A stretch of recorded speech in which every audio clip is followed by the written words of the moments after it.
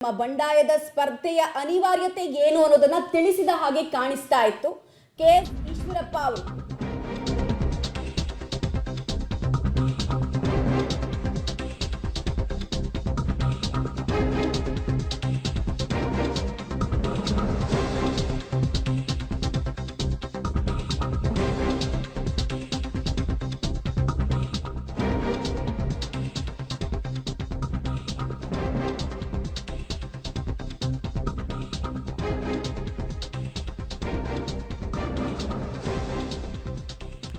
ಈಶ್ವರಪ್ಪ ಅವರ ಮುನಿಸು ಮುಂದುವರೆದ ಹಾಗೆ ಕಾಣಿಸ್ತಾ ಇದೆ. ಶಿವಮೊಗ್ಗದಿಂದ ಮಾಜಿ ಡಿಸಿಎಂ ಈಶ್ವರಪ್ಪ ಅವರು ಬಂಡಾಯ ಎದ್ದಿದ್ದು ಯಾಕೆ ಅನ್ನೋದನ್ನ ಇವತ್ತೂ ಕೂಡ ತಿಳಿಸ್ತಾ ಇದ್ದಾರೆ. ನನ್ನ ನಿರ್ಧಾರವನ್ನ ಹಿಂಪಡೆಯುವಂತಹ ಮಾತೇ ಇಲ್ಲ, ಸಂಧಾನ ಸಭೆಗಳೆಲ್ಲ ಈಗ ಪ್ರಶ್ನೆನೇ ಬರಲ್ಲ ಅಂತ ಹೇಳಿದ್ರು. ಜೊತೆಗೆ ಯಡಿಯೂರಪ್ಪ ಹಾಗೂ ವಿಜಯೇಂದ್ರ ನಾಯಕರನ್ನ ನಮ್ಮ ಮನೆಗೆ ಕಳಿಸ್ಕೊಟ್ರು. ಇವತ್ತು ಆರ್ಗ ಜ್ಞಾನೇಂದ್ರ ಹಾಗೂ ರವಿಕುಮಾರ್ ಜೊತೆಗೆ ಡಿಎಸ್ ಅರುಣ್ ಅವರು ಬಂದಿದ್ರು. ನನ್ನ ಬಂಡಾಯಕ್ಕೆ ಕೇವಲ ನನ್ನ ಮಗನಿಗೆ ಟಿಕೆಟ್ ಕೊಟ್ಟಿಲ್ಲ ಅನ್ನೋದು ಒಂದು ಕಾರಣ ಅಲ್ಲ, ಏಕ ಕಾರಣ ಅಲ್ಲ. ನಮ್ಮ ಪ್ರಮುಖ ನಾಯಕರುಗಳಿಗೆ ಮೋಸ ಮಾಡಿದ್ದಾರೆ ಯಡಿಯೂರಪ್ಪ ಮತ್ತು ವಿಜಯೇಂದ್ರ ಅನ್ನೋದು ಈಶ್ವರಪ್ಪ ಅವರ ವಾಗ್ದಾಳಿಯ ಪ್ರಮುಖ ಭಾಗ ಆಗ್ತಾ ಇದೆ. ಆ ಮೂಲಕ 3-4 ದಿನಗಳಿಂದ ಈ ಅತೃಪ್ತಿ ಮತ್ತೆ ಬಹಳಷ್ಟು ಸಿಟ್ಟು ಈಶ್ವರಪ್ಪ ಅವ್ರಿಗೆ ಏನಿತ್ತು ಅದು ಮುಂದುವರಿತಾ ಇದೆ. ಈಶ್ವರಪ್ಪ ಅವರ ಮನ ಒಲಿಸಬಹುದು ಅನ್ನುವಂತಹ ಲೆಕ್ಕಾಚಾರದಲ್ಲಿ ಬಿಜೆಪಿಯ ಹೈಕಮಾಂಡ್ ಹಾಗೂ ರಾಜ್ಯ ನಾಯಕರು ಏನಿದ್ರು ಅದಕ್ಕೆ ಇಲ್ಲಿ ತನಕ ಫಲ ಸಿಕ್ಕಿಲ್ಲ ಅನ್ನೋದು ಇವತ್ತಿನ ಸುದ್ದಿಗೋಷ್ಠಿಯ ಮೂಲಕ ಕೂಡ ಸ್ಪಷ್ಟ ಆಗ್ತಾ ಇದೆ. ನನ್ನ ನಿರ್ಧಾರ ಅಚಲ ಅಂತ ಹೇಳ್ತಾ ಇದ್ದಾರೆ ಈಶ್ವರಪ್ಪ ಅವರು. ಹಾಗೆ ನಾನ್ ಗೆಲ್ಲೋದಕ್ಕಿಂತ ಇಲ್ಲಿ ನಿಂತು ಯಡಿಯೂರಪ್ಪ ಹಾಗೂ ಅವರ ಮಗನಿಗೆ ಬುದ್ಧಿ ಕಲಿಸಬೇಕು ಅನ್ನುವಂತಹ ನಿರ್ಧಾರ ನಂದು ಅನ್ನೋದನ್ನ ತಿಳಿಸ್ದಂಗೆ ಕಾಣಿಸ್ತಾ ಇದೆ ಈಶ್ವರಪ್ಪ ಅವರ ಮಾತು. ಹೀಗಾಗಿ ಸಮಸ್ಯೆಯನ್ನ ತಂದೊಡ್ಡುತ್ತಾ, ತಲೆನೋವಾಗುತ್ತಾ ಈ ಶಿವಮೊಗ್ಗ ಕ್ಷೇತ್ರ ಅನ್ನೋದು ಈಗ ಪ್ರಶ್ನೆ.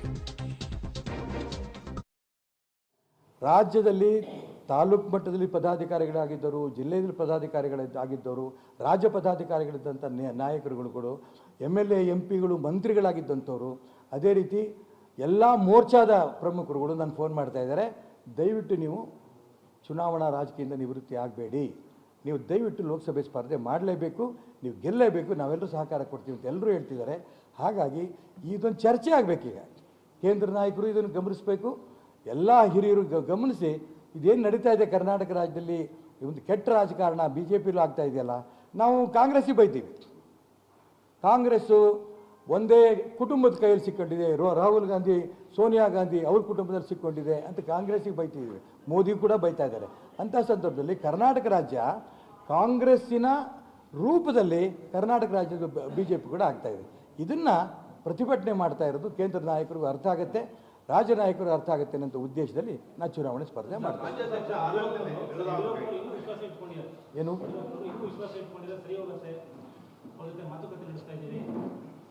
ಯಾರು ಅದ್ಯಾರು?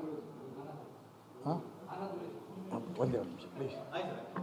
ಎಲ್ಲ BJPಯ ರಾಜ್ಯದಲ್ಲಿ ತಾಲೂಕು ಮಟ್ಟದಲ್ಲಿ ಪದಾಧಿಕಾರಿಗಳಾಗಿದ್ದರು, ಜಿಲ್ಲೆಯಲ್ಲಿ ಪದಾಧಿಕಾರಿಗಳಾಗಿದ್ದವರು, ರಾಜ್ಯ ಪದಾಧಿಕಾರಿಗಳಿದ್ದಂಥ ನಾಯಕರುಗಳು, MLA MP ಗಳು ಮಂತ್ರಿಗಳಾಗಿದ್ದಂಥವ್ರು, ಅದೇ ರೀತಿ ಈಶ್ವರಪ್ಪನವರು ನನಗಂತೂ ನಮ್ಗೆಲ್ರಿಗೂ ಆತ್ಮೀಯರು, ಭೇಟಿಯಾಗಿ ಹೋಗೋಣ ಈ ಸಂದರ್ಭದಲ್ಲಿ ಅಂತ ಬಂದಿದ್ದೀವಿ ಅಷ್ಟೇ. ಪ್ರಮುಖವಾಗಿ ಚರ್ಚೆ ಸರ್, ಸರಿ ಹೋಗುತ್ತೆ ನೋಡಿ. ಪ್ರಮುಖವಾಗಿ ಚರ್ಚೆ ಸರ್, ಏನು ರವಿಕುಮಾರ್ ಅವರ ಮಾತಿನಲ್ಲಿರುವಂತಹ ವಿಶ್ವಾಸ ಆದ್ರೆ ಅವರ ಮುಖದ ಭಾವನೆಗಳನ್ನ ನೋಡ್ತಾ ಇದ್ರೆ ಈಶ್ವರಪ್ಪ ಅವರು ಆ ಸಂಧಾನಕ್ಕೆ ಒಪ್ಪುತ್ತಾ ಇಲ್ಲ ಅನ್ನೋದು ತಲೆನೋವಾಗಿ ಪರಿಣಮಿಸಿದೆ ಅನ್ನೋದು ಅವರ ಮುಖದ ಭಾವನೆ ಬಹಳ ಸ್ಪಷ್ಟವಾಗಿ ಹೇಳ್ತಾ ಇರೋಂಗೆ ಕಾಣಿಸ್ತಾ ಇದೆ. ಬಹಳಷ್ಟು ಪ್ರಮುಖ ನಾಯಕರು ಬಂದಿದ್ರು ಇವತ್ತು ಈಶ್ವರಪ್ಪ ಅವರ ನಿವಾಸಕ್ಕೆ.